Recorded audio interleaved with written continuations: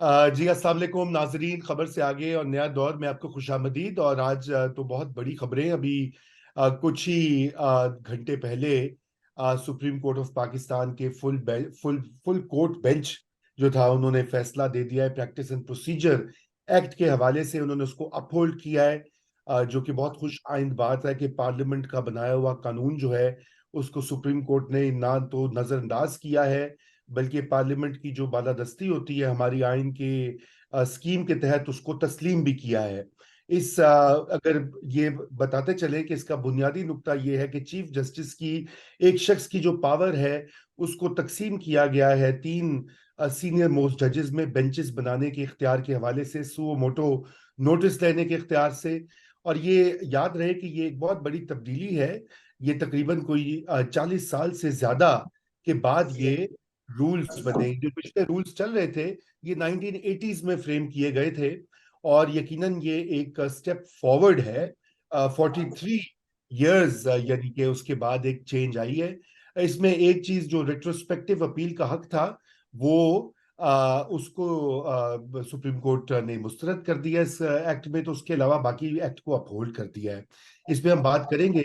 और इसका असर जो नवाज शरीफ साहब पर होगा, क्योंकि वो शायद उनको और जहांगीर तरीन को रेट्रोस्पेक्टिव इंसाफ की तवक्को थी, वो शायद अब ना मिल सके या वो प्रोसेस ना हो सके। इसके ऊपर हम देखेंगे हमारे माहिरीन क्या कहते हैं। और इमरान खान साहब ने जो साइफर केस में उन पे फर्द जुर्म आयद होनी है, उस फैसले को चैलेंज कर दिया है। और यकीनन ये भी उस केस का एक नया मोड़ आ जाएगा। इसके अलावा भी बहुत सी खबरें हैं, लेकिन आज बात तो हम इसी सुप्रीम कोर्ट की ऊपर ही करेंगे। हमारे साथ मौजूद हैं सैयद सबीउल हसनैन काजमी, जो कि कोर्ट रिपोर्टर हैं, और नादिया नकी साहिबा और बैरिस्टर अवैस बाबर हमें ज्वाइन कर रहे हैं। सभी हम आपसे बात को शुरू करेंगे। क्योंकि हमें बताइए कि क्या हुआ सुप्रीम कोर्ट की पूरी प्रोसीडिंग्स में, और ये फैसला आने तक, और फैसले के चीदा चीदा अगर कोई नुकात हैं तो वो भी बता दीजिए। फिर उसके बाद हम आगे डिस्कशन करते हैं। जी सभी। शुक्रिया रजा रूमी साहब। बिल्कुल आपने सही कहा है कि बहुत बड़ी ये तब्दीली है सुप्रीम कोर्ट की तारीख में, और जो अनब्रिडल्ड अनफेटर्ड पावर्स हैं चीफ जस्टिस की, उसको रेगुलेट करने के हवाले से एक बड़ा स्टेप है, इनफैक्ट एक माइलस्टोन है। बेसिकली तो बुनियादी तौर पे यही सवाल था कि लेजिस्लेटिव कॉम्पिटेंस है पार्लियामेंट की या नहीं सुप्रीम कोर्ट के रूल्स और उसको रेगुलेट करने की। इसी पे आज आर्ग्यूमेंट हुए। अटॉर्नी जनरल फॉर पाकिस्तान ने आज अपने दलाइल दिए प्रैक्टिस एंड प्रोसीजर एक्ट के हक में। और आज एक बड़ी अच्छी बात ये भी हमें देखने को मिली कि चीफ जस्टिस काजी फाइजीसा ने पार्लियामेंट की बालादस्ती की बात की और कहा कि पार्लियामेंट को आप इदारों को साथ लेके चलना है, आप इदारों पर एतमाद करें। मतलब माजी करीब में किसी भी चीफ जस्टिस ने पार्लियामेंट के हवाले से इस तरह की बात नहीं की जो आज चीफ जस्टिस काजी फाइसा ने की। आज फैसला आया है और उस फैसले को 10-5 के तनासब से प्रैक्टिस एंड प्रोसीजर एक्ट को आईनी और कानूनी करार दिया है।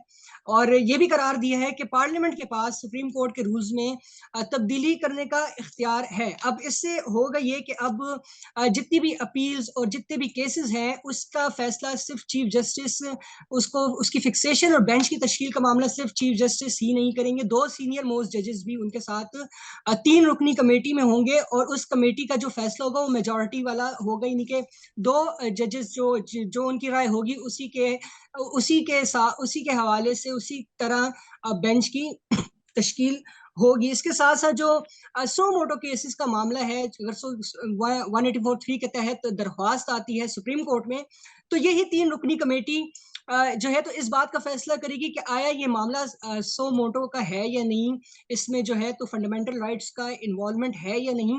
और फिर उसके बाद बेंच तश्कील दिया जाएगा, जो 3 रुकनी बेंच से कम नहीं होगा। और उस 3 रुकनी बेंच पे वो जजेस भी शामिल हो सकते हैं जो कि कमेटी के रुकन है। दूसरी बात है आईनी मामलात, जब आईनी मामलात कोई इंटरप्रिटेशन का मामला आता है सुप्रीम कोर्ट में, तो उसके लिए अब 5 जजेस जो है वो केस सुनेंगे। जहां तक बात है अपील की, तो अपील के मामले में ये बेसिकली आज जो फैसला है ये एक तरह से जजेस के दरमियान ही एक बैलेंसिंग एक्ट ही है, क्योंकि एक माजी के इतलाक का मामला है और एक मुस्तकबिल के इतलाक का मामला अपील के इशू को लेके। तो आज 184(3) के तहत फैसले पर अपील का जो हक है वो 9 जजेस ने 9 की अक्सरियत थी फैसला दिया है, जबकि इख्तलाफ करने वाले 6 जजेस थे, जिनमें justice Ijazul Ahsan, justice Munib Akhtar, justice Yahya Afridi, justice Mazahir Naqvi, justice Ayesha Malik और जस्टिस शाहिद वहीद। ये 6 जजेस वो हैं जो कि कहते हैं कि नहीं, 184(3) के केसेस में जब फैसले आए तो उसमें अपील का हक नहीं होना चाहिए। फिर माजी से इतलाक की बात आती है कि माजी में जो 184(3) के केसेस में जो फैसले हुए हैं क्या उनमें अपील का हक है कि नहीं। तो उस पे जो है तो 8-7 की तनासब से फैसला दिया है और माजी के जो फैसले हैं उस पे अपील का हक देना चाहिए। इस हक में चीफ जस्टिस हैं काजी फैसला, जस्टिस सरदार तारिक मसूद हैं, जस्टिस मंसूर अली शाह हैं, जस्टिस अमीनुद्दीन है, जस्टिस जमाल खान मंदोखेल हैं, जस्टिस अतर मिनल्ला हैं और जस्टिस मुसरत हिलाली हैं। ये जो है तो, लेकिन इनका जो है तो इनकी चूंकि माइनॉरिटी ओपिनियन है, डेसेंट है इनका, तो जो जो ये कह रहे हैं, जो जजेस ये कह रहे हैं कि अपील का हक जो है तो नहीं देना चाहिए, वो ये भी कह रहे हैं कि माजी से इतलाक भी नहीं होता। अब यहाँ पे सवाल ये है कि बुनियादी हक है अपील का, तो क्या वो माजी में नहीं था, मुस्तकबिल में ही है? अगर तो मुस्तकबिल में है तो फिर माजी का भी होगा। तो इस केस में नवाज शरीफ को कोई रिलीफ नहीं मिला, लेकिन जो स्टिग्मा है उन पे डिस्क्वालिफिकेशन वाला, नाअहली वाला, अकामा की बुनियाद पर, वो अब रहेगा। अब इसमें दूसरी बात यह है कि जो 5 साल की मुद्दत तय की है पार्लियामेंट ने ताहयात नाअहली की, एक वो भी है। दूसरा, इसी केस के दौरान आपको याद होगा कि अटॉर्नी जनरल ने साबिक चीफ जस्टिस, जब इस केस की समाअत हो रही थी, उमर अता बंदयाल को बताया था कि पार्लियामेंट ने एक और कानून साजी की है, review of judgments and orders act की, तो उस पर फैसला आया था। उसकी नजरसानी दरख्वास्त भी अभी सुप्रीम कोर्ट में पेंडिंग है, तो वो भी डिटरमिन कर सकती है कि क्या नवाज शरीफ पे ये स्टिग्मा जो है ये खत्म हो सकता है या नहीं हो सकता। जी, थैंक यू सभी फॉर अ कॉम्प्रिहेंसिव ओवरव्यू। मैं नादिया, आपसे भी मैं इसके सियासी मुज़मिरात, यकीनन बहुत सारे नुकात सभी ने उठाए हैं मियां साहब के हवाले से दीगर, लेकिन इससे पहले मैं बैरिस्टर अवैस बाबर से जरा पूछते हैं कि अवैस, आप ये बताइए कि एज अ लॉयर, और ये आप क्या समझते हैं कि ये एक माइलस्टोन है पाकिस्तान की अदालती प्रोसेस और अदालती हिस्ट्री में? जी अवैस, आप म्यूटेड हैं, जरा अनम्यूट कर लीजिए अपने आप को प्लीज। सॉरी जी, अदालती हिस्ट्री में क्या जी? सो मैंने कहा माइलस्टोन है, संगे मील है कि नहीं? बिल्कुल है जी, बिल्कुल है। और पहली दफा आज पाकिस्तान में मैंने किसी शख्स को शेयर करते हुए देखा है, पहली दफा पाकिस्तान में। वरना इधर कोई चपड़ासी भी ये नहीं करता। चीफ जस्टिस ने अपनी पावर्स अपने सीनियर टू मोस्ट जजेस के साथ, सीनियर मोस्ट जो नेक्स्ट टू जजेस हैं उनके साथ शेयर की हैं। ओपन हियरिंग की, इस केस की लाइव ट्रांसमिशन हुई है। ये बहुत बड़ी एक, मैं मुबारकबाद दूंगा तमाम लॉयर्स कम्युनिटी को और तमाम लिटिगेंट्स को। इट्स न्यू जस्टिस सिस्टम इंशाल्लाह, होपफुली। और हिस्टोरिकल माइलस्टोन इसलिए भी है कि अनफॉर्चुनेटली हमारे मुल्क में एक निज़ाम चल रहा है जिसमें आप हर इदारे का सरबराह को अपनी मर्जी से लगाने की कोशिश करते हैं, और अगर आपकी मर्जी से नहीं है उसको ऐसी पोजीशन में डालने की कोशिश करते हैं कि आप उससे अपनी मर्जी के काम करवाएं। और यही हमें हिस्ट्री बताती है। आप देखें justice honourable justice Saqib Nisar साहब ने किस तरह कोर्ट को कंडक्ट किया। और अक्सर मैंने कुछ जस्टिस में देखा है कि जब वो स्पेसिफिकली जस्टिस इफ्तिखार चौधरी और जस्टिस साकिब निसार साहब, कि इनके पूरे के पूरी अप्रोच ही लॉ की तरफ, जो अप्रोच होती है ना जज की, कि एक कंप्लेनेंट है, एक रिस्पोंडेंट है, दोनों को सुनना है, लॉ की नजर में उसका फैसला करना है, वो अप्रोच ही इनकी खत्म हो जाती थी। तो ये पार्लियामेंट ने एक बहुत वाकई एक पार्लियामेंट ने तो जो किया उसकी इंटेंशंस बहुत सारी हो सकती हैं। Maybe जी, उन्होंने सिर्फ जस्टिस अता बंदयाल को या माजिद को मिलेंगे। मैं यहाँ पे ये याद करवाता चलूं कि इस तरह की एक नजीर पहले भी है कि 18वीं तरमीम के वक्त जो है, उस वक्त भी प्रेसिडेंट आसिफ अली जरदारी ने अपनी पावर्स जो हैं उनको डेलीगेट क्या वो दे दिया था पार्लियामेंट को वापस 58 बी। लेकिन ये और भी उसको बहुत उसको सारे। मैं एक अचीवमेंट, रजा साहब कथा कलामी माफ, उसको मैं एक अचीवमेंट इसलिए नहीं मानता क्योंकि गवर्नमेंट उनकी अपनी थी। अब उन्होंने अपनी गवर्नमेंट तो तोड़नी नहीं थी, तो वो उसको मैं इतना वो इम्पोर्टेंस नहीं देता। लेकिन आज जो हुआ है ये बहुत बड़ा माइलस्टोन है। बिल्कुल बिल्कुल। अच्छा नादिया, आपने देखा बड़ा high drama, high tension, live proceedings, right. और देखिए सुप्रीम कोर्ट के अंदर की तकसीम, खैर वो तो अभी कुछ लगता है कि कुछ ब्रिज हो गई है। एक जमाना था 8-7 और इस लेवल का काम था, अब 10-5 पे पहुंच गया मामला। तो आप इसको कैसे देखती हैं कि इसकी जो पॉलिटिकल जो इम्प्लीकेशंस होंगी नादिया, वो भी बड़ी गहरी और आगे जाएंगी? तो जरा उसके ऊपर कुछ तबसरा कीजिए। थैंक यू रजा। 10-5 इसलिए हुआ कि पहली मर्तबा फुल कोर्ट बन गया ना, वरना हम्म। फुल कोर्ट की तो बहुत ज्यादा कई ऐसे केसेस गुजरे जिसके अंदर बड़ी इस्तदा की गई थी कि फुल कोर्ट तश्कील होना चाहिए। लास्ट टाइम फुल कोर्ट कब तश्कील हुआ था? आई थिंक जो आईनी तरमीम का केस था उसमें हुआ था, और इस केस में प्रैक्टिस एंड प्रोसीजर की समात में चीफ जस्टिस फायज ईसा ने पूछा भी था, जो लॉयर उस वक्त दलील दे रहे थे। ओवरऑल मैं पहले ये कहना चाहूंगी, बिल्कुल सही कहा बैरिस्टर साहब ने, एक खुशाइन ये थी कि एक फुल कोर्ट की तश्कील, एक live transmission, a lot of learning for not only us as students of journalism but also for the people जो लोग देख रहे थे। इसमें हमें जो अपने वकला हजरात हैं वो किस तरह से आर्ग्यू करते हैं, जज साहिबान किस हद तक क्वेश्चन कर सकते हैं, और कौन कौन से जज साहिबान कब कब सवाल करते हैं, जब किस किस्म की आर्ग्यूमेंट या किसके साइड की आर्ग्यूमेंट्स दी जा रही होती हैं, उससे बड़ी वाज़े तौर पर उन ऑब्जर्वेशन से, उन सवालात से कम से कम हम लोगों को एज रिपोर्टर्स ये समझने में आसानी हुई कि जिस तकसीम का जिक्र होता था वो तकसीम किस हद तक कुछ लोगों में अब तक बाकी है।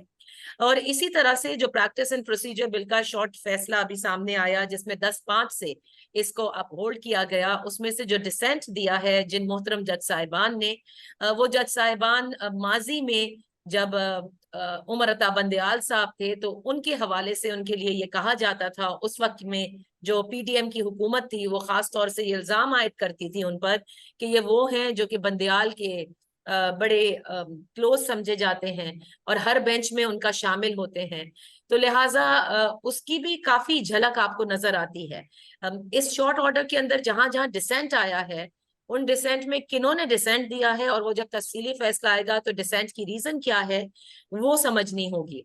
पॉलिटिकल अगर आप इसका रैमिफिकेशंस या इम्प्लीकेशंस देखें तो देखें बड़ा एक तरह से बड़ा कंट्रास्ट है। एक तरफ नवाज शरीफ साहब के हवाले से ब्रेकिंग न्यूज आ रही है कि जी वो लंदन से रवाना हो गए हैं सऊदी अरेबिया के लिए, वहां से फिर दुबई जाएंगे, दुबई से वो पाकिस्तान तशरीफ लेकर आएंगे, और फिर उसके बाद और 4 साल के बाद वो आ रहे हैं, 4-4.5 साल के बाद। वो कब गए थे, क्यों गए थे, उनके साथ ज्यादती हुई थी। ऐसे में एक फैसला आना जिसमें रेट्रोस्पेक्टिवली राइट ऑफ अपील का हक बेशतर जज साहिबान ने आई थिंक 8-7 से उसको मना कर दिया है। जो अभी सभी ने बात की थी कि पहले राइट क्यों नहीं था और अब राइट क्यों है, एक बहुत बड़ा सवाल है। क्योंकि जहां तक मैंने इसको फॉलो किया था इस पूरे केस को रजा, उसमें चीफ जस्टिस साहब ने कहा था कि क्या आप नहीं समझते कि किसी एक शख्स के फैसले 184(3) से खासतौर से जो असखुद नोटिस लिया जाता है उसमें कई दफा से बड़ी पर्सनल जिसे कहते हैं नजर आया फैसला, और बड़ी पर्सनल विंडिकेशन भी नजर आई। तो क्या उस शख्स को कोई राइट ऑफ अपील नहीं देना चाहिए? इस पे काफी बहस भी हुई थी। अब रेट्रोस्पेक्टिव के हवाले से नहीं दिया गया, और इस वक्त भी तमाम तर ब्रेकिंग यही चल रही है कि नवाज शरीफ को और जहांगीर तरीन को जिस किस्म की वो रिलीफ सोच रहे थे वो कम से कम इससे नहीं मिला।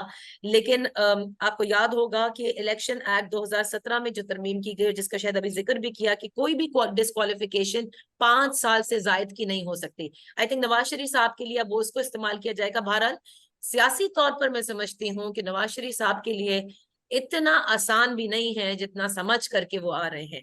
वो तो उनके आने के बाद ही पता चलेगा, एक दफा वो दुबई पहुंच जाए और दुबई से फिर ऑन रूट हो वो पाकिस्तान के लिए, तो चीजें वाजे होंगी। लेकिन उमूमी तौर पर पार्लियामेंट के पास ये हक है कि वो लॉ बना सकती है ये कम से कम आज फैसला 10-5 से हो गया है।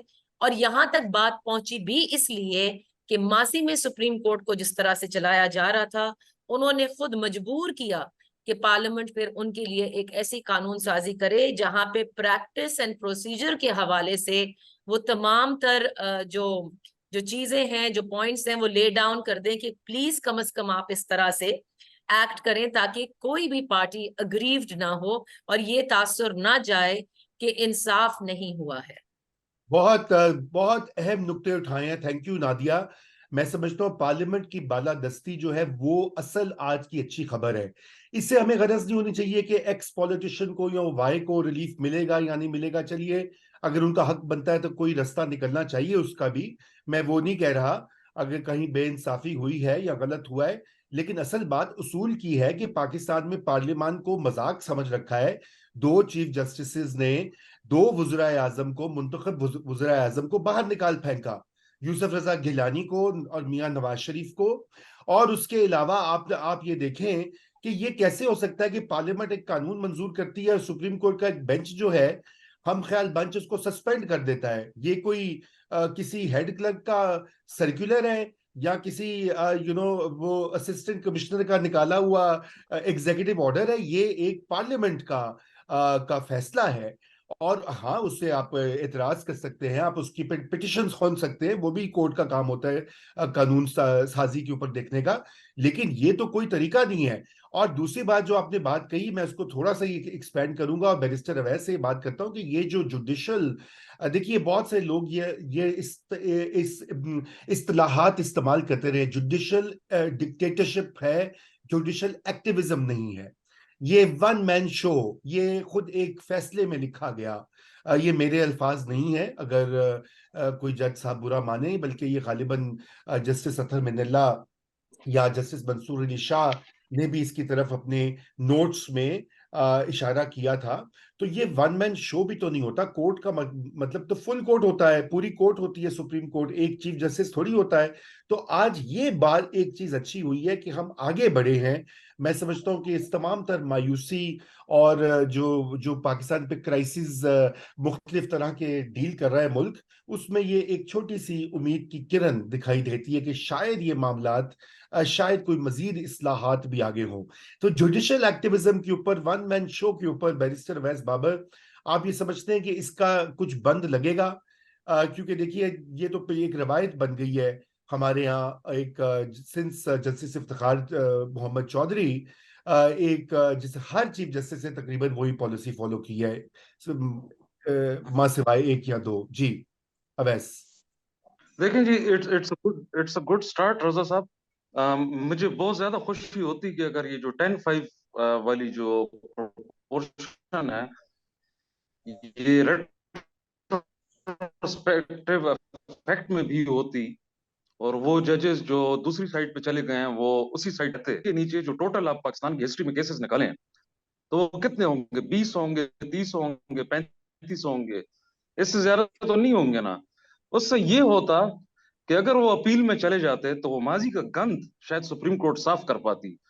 और इसलिए शायद honourable chief justice was very clear about it कि रेट्रोस्पेक्टिव इफेक्ट में भी राइट टू अपील होना चाहिए। बाकी जजेस की अपनी विजडम है। बाकी आपने वन मैन शो की बात की, यही तो मसला है जी इस मुल्क में, वन मैन शो वाला। Everywhere there is one man show. आप डिपार्टमेंट्स में जाएं, IG is one man show, chief secretary is one man show, फिर उसमें भी लेवल्स होते हैं। अच्छा, चीफ सेक्रेटरी के ऊपर सीएम बैठा है, सीएम के ऊपर भी एक बॉस बैठा है जिसको कॉल करके कहता है फलां डीसी को यहाँ से वहां लगा दो। और आपके डिपार्टमेंट में कोई ऑफिसर सिक्योर महसूस नहीं करता, उसने रोजाना पॉलिश भी लगानी होती है, अपनी प्रमोशंस का सोचना होता है, एसीआर का, एसीआर ना खराब कर दे मेरा अफसर, ये ना कर दे, वो ना कर दे, मुझे कोने खुदरे में ना फेंक दें। तो मैं कहता हूं कि मुझे खुशी इस बात की है कि supreme court is that institution which for the first time in the history of Pakistan उसने एक चीज को शेयर किए। और आपको मैं एक बात बताऊं, चीफ सेक्रेटरी को कंट्रोल करना आसान है, एक चीफ जस्टिस को शायद कंट्रोल करना आसान हो, लेकिन जब 3 जस्टिस हो जाते हैं, तीनों को आप साइमल्टेनियसली कंट्रोल करना इतना इजी नहीं है। एक जस्टिस हाई कोर्ट का हो या सुप्रीम कोर्ट का हो, बेशक आप उससे डिसएग्री करते हो, वो एक आम आदमी नहीं होता। वो हजारों केसेस लड़ने के बाद एज अ जस्टिस एलिवेट होता है हाई कोर्ट में, वहां सैकड़ों हजारों केसेस सुनता है, रोजाना उन पे जजमेंट्स लिखता है, फिर जाके वो सुप्रीम कोर्ट में एलिवेट होता है। फिर उसमें अगर वो अकेला हो तो उसको आप डिक्टेट कर सकते हैं। अगर तीन हो, बेशक उनमें से दो एक तरफ हो एक दूसरी तरफ हो, तो उसमें मुझे बहुत खुशी है कि पहली मर्तबा किसी ने सेक्रीफाइस की है। और डिस्कशन हो रही थी और जहांगीर तरीन के बारे में कि इनको वो चीज नहीं मिली जो शायद दे वर सीकिंग, कि शायद इस डिसीजन से हो जाए रेट्रोस्पेक्टिव इफेक्ट का। लेकिन एक मुफ्त कानूनी मशवरा मैं जरूर दूंगा कि अब चूंकि ये एक्ट बन गया है और इस एक्ट के मुताबिक सेक्शन जो 3 है आपका प्रैक्टिस एंड प्रोसीजर एक्ट में, ये कहता है कि सुप्रीम कोर्ट में अगर 184(3) की मद में कोई दरखास्त आती है तो उसको प्लेस किया जाएगा 3 सीनियर मोस्ट जजेस की कमेटी के सामने। तो मेरी अदना सी राय में दोबारा से नवाज शरीफ और जहांगीर तरीन पिटिशन जरूर दाखिल कर सकते। जी आप मैं सुन रहे हैं ये बात जो अभी तबसरा हो रहा था कानून, मैं इसमें ये चाहता हूं आपसे कि ये रेट्रोस्पेक्टिव वाला जो मामला है ना, इसमें एक अब सुकम जरूर है कि जो माजी की गलतियां हैं या जो गंद पड़ गया मुल्क में, उसका फिर इलाज क्या होगा। इंसाफ तो फिर मुकम्मल इंसाफ होता है ना। देखिए, अगर पनामा गलत था या जहांगीर तरीन की डिस्क्वालिफिकेशन जो है इन और लाइफ टाइम इन ऑर्डर नहीं थी, और भी बहुत सारे केसेस हैं, एक लंबी फहरिस्त है, और उसके बिल्कुल। अलावा शहरियों के हकूक, इंसानी हकूक के ऊपर बहुत सारे फैसले। तो फिर वो कोर्स करेक्शन कैसे होगा, उसके ऊपर क्या करेंगे जस्टिस काजी फायज ईसा साहब। अच्छा देखिए रजा, जिसमें ये वाली बात है रेट्रोस्पेक्ट के इतलाक वाली, कि रेट्रोस्पेक्ट में इतलाक नहीं हो सकता, इनमें जो जज साहिबान मौजूद हैं जो इसके फेवर में थे कि रेट्रोस्पेक्ट होना चाहिए, उनमें चीफ जस्टिस काजी फायज ईसा साहब भी थे। जो नहीं थे उनका अब हमें देखना होगा जब तफसीली फैसला आएगा कि why were they not and why do they feel कि राइट ऑफ अपील जो है रेट्रोस्पेक्ट में नहीं होना चाहिए। आपने बिल्कुल दुरुस्त फरमाया कि कोर्स करेक्शन होना चाहिए, और समात के दौरान जो इतनी 5 समातें हुई इस प्रैक्टिस एंड प्रोसीजर में, इसमें कई जगह चीफ जस्टिस ऑफ पाकिस्तान के ये रिमार्क्स थे कि अगर हमसे गलती हो गई है तो इसमें क्या बुराई है कि हम कहें कि हाँ और माने अपनी गलती को और उस गलती को दुरुस्त करें। ये एक बड़ी इंपॉर्टेंट चीज है कि किसी के साथ ज्यादती हो जाए, अच्छा वो ज्यादती कोई छोटी मोटी ज्यादती नहीं है, मिस कैरेज ऑफ जजमेंट, जिससे इंसाफ के तकाजे पूरे ना हुए हों और इंसाफ ना मिला हो। और एक वो 184(3) के तहत तो बहुत सारे ऐसे लोग थे जिनको नहीं मिला, जो अग्रीव थे बेचारे, जिनके खिलाफ फैसले हुए उनको एक दफा भी नहीं सुना गया।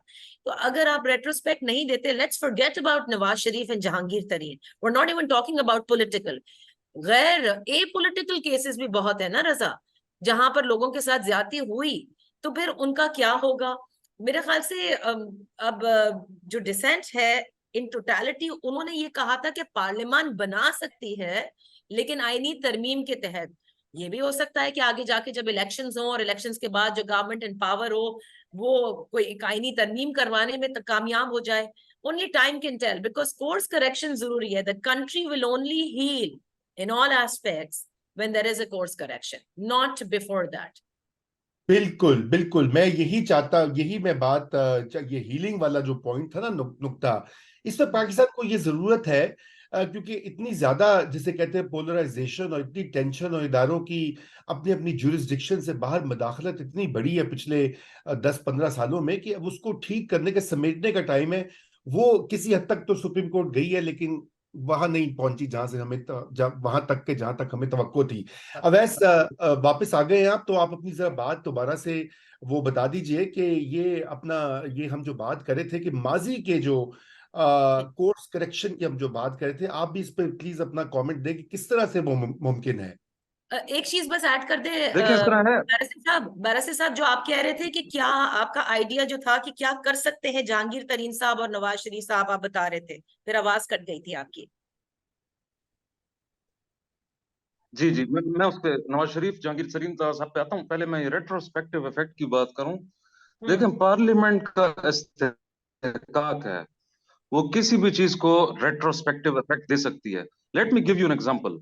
ये जो ombudsperson for the protection of women against harassment की जो ऑम्बड्स पर्सन है खैबर पख्तूनख्वा की, इनको अपॉइंट किया गया था और ये एलिजिबिलिटी क्राइटेरिया फुलफिल नहीं करती थी। फिर क्या हुआ है कि खैबर पख्तूनख्वा की पार्लियामेंट ने एक नया एक्ट बनाया और उसमें इनको रेट्रोस्पेक्टिव इफेक्ट दे दिया कि हम नई रिक्वायरमेंट में वो फुलफिल करती हैं और वो तो कि उस वक्त ये एलिजिबल नहीं थी। तो उस केस में ऑनरेबल हाई कोर्ट ने मुझे एमिकस कुराई अपॉइंट किया था as a friend of the court. तो उसमें मैंने यही प्ली ली थी कि पार्लियामेंट के पास अपनी माजी की चीज को एक लीगल कवर देने का हक है। अब यहाँ पे आप आ जाएं कि बहुत मोस्ट रिसेंट जो आपके केसेस आए हैं, ये नवाज शरीफ वाला, आपका जहांगीर तरीन वाला, आपका डैम वाला और बहुत सारे और जो जस्टिस साकिब निसार ने उठाए हैं, ये कोई इतनी माजी बईद की बात तो नहीं है। तो ये बहुत बड़ी अपॉर्चुनिटी मेरे ख्याल में जजेस ने इसको अल्ट्रा वायरस करार दे के एक बहुत बड़ी अपॉर्चुनिटी लूज कर दी है कि एक रिकॉर्ड स्ट्रेट होता कि फॉर एग्जांपल भुट्टो को फांसी दी, गलत दी, कि भाई कल को कोई ये कहने वाला तो हो ना, जो हमारा दीन भी कहता है कि आपका जितना बस चलता है ना उतना बुराई को आप रोकें। तो ये तो बस हमारा चलता नहीं है कि हम हाथ इस्तेमाल करें, हमारा ये बस भी नहीं चलता कि चले मुंह इस्तेमाल कर, चले लिखा तो जाता है एटलीस्ट कि जी ये चीजें गलत हुई हैं। एक चीफ जस्टिस का ये काम नहीं है कि वो अस्पतालों के दौरे करे या वो एक प्राइम मिनिस्टर का ट्रायल शुरू कर दे सुप्रीम कोर्ट के अंदर और नीचे जो नैब का ट्रायल चल रहा है उसके ऊपर एक सुपीरियर जज बिठा दे कि जी तुम डिक्टेट करो ट्रायल कोर्ट को। अब मैं आता हूँ उस पे, आपका जो क्वेश्चन था कि भाई इनको क्या करना चाहिए, मैं ये समझता हूँ कि इस अभी जो ये एक्ट है ये सस्टेन तो हो गया है, तो इस एक्ट का सेक्शन 3 अब राइट ऑफ अपील रेट्रोस्पेक्टिव नहीं है, लेकिन आप एक नया केस जमा कर सकते हैं नए ग्राउंड्स पे। अब बाकी ये कानून की वकीलों की महारत होती है और जस्टिस की विजडम होती है। अब जस्टिस जो होता है उसने बैठ के वहां पे इंसाफ करना है। मैं ये कहता हूं ये लोग एक नई पिटीशन जमा करें जो कि प्लेस होगी 3 सीनियर मोस्ट जजेस के सामने। वो ये डिसाइड करेंगे कि नवाज शरीफ जो केस लेके आया है कि मुझे राइट ऑफ अपील नहीं मिला था, मैं मुल्क का प्राइम मिनिस्टर थे, फिर उसके बाद पैनामा को उठाया, फिर आपने इधर एक नई टीपी के नाम से एक पार्टी बना दी, उससे न सिर्फ मुझे बल्कि इस मुल्क के सिटीजन्स को भी बहुत ज्यादा नुकसान हुए। लोगों ने खुदकुशियां कर ली हैं, कोई कश्तियों में डूब गए हैं दूसरे मुल्क जाने के चक्कर में लोग। मैं आपको बताऊं, मैं गलियात के ट्रिप पे गया, लोगों ने वहां पे जो वेटर्स वगैरह होते हैं जबरदस्ती टिप खींचना शुरू कर दिया हाथों से। अब तो ये जो लोग जिस लेवल पे आ गए हैं, this has happened due to this fact of abusing the authority of the Supreme Court। तो आप मुझे इस केस को दोबारा सुने जो पैनामा का फैसला आया था, अब वो इसको सुनते हैं, उड़ा देते हैं, ये कह के कि जी तो रेट्रोस्पेक्टिव इफेक्ट नहीं हो सकता, ये उनकी फिर वो है। बहरहाल they can give it a shot. जी, बहरहाल थैंक यू। मैं समझता हूं कि आज बहुत आप दोनों का शुक्रिया और सभी का भी। और ये एक अमूमी तौर के ऊपर तो अच्छा फैसला, काश कि इसमें और भी बेहतर जिसे कहते हैं ये फीचर्स होते, खुसूसन माजी को फिक्स करने का कोई तरीका निकलता। सिर्फ नवाज शरीफ स्पेसिफिक बात नहीं बल्कि और भी बहुत सारे केसेस और ऐसे जजमेंट्स जिन्होंने इस मुल्क में अफरा तफरी मचाई है, पॉलिटिकल इंस्टेबिलिटी को फरोग दिया है, इस्टेब्लिशमेंट की बेजा जो है वो ज्यादतियों को के ऊपर पर्दा डाला है, उसका भी कोई मदावा होता, कोई इलाज होता। लेकिन अब उम्मीद करते हैं कि ये जो वन मैन शो है, कम से कम ये तो अंटिल के पार्लियामेंट इसको ना बदले, ये तो किसी हद तक रिड्यूस होगा और इसको स्ट्रीमलाइन होगा। इसके साथ ही नाजरीन, आज का हमारा शो जो है इसका वक्त खत्म हो चुका है। नादिया अवैस साहब का बहुत शुक्रिया। खुदा हाफिज।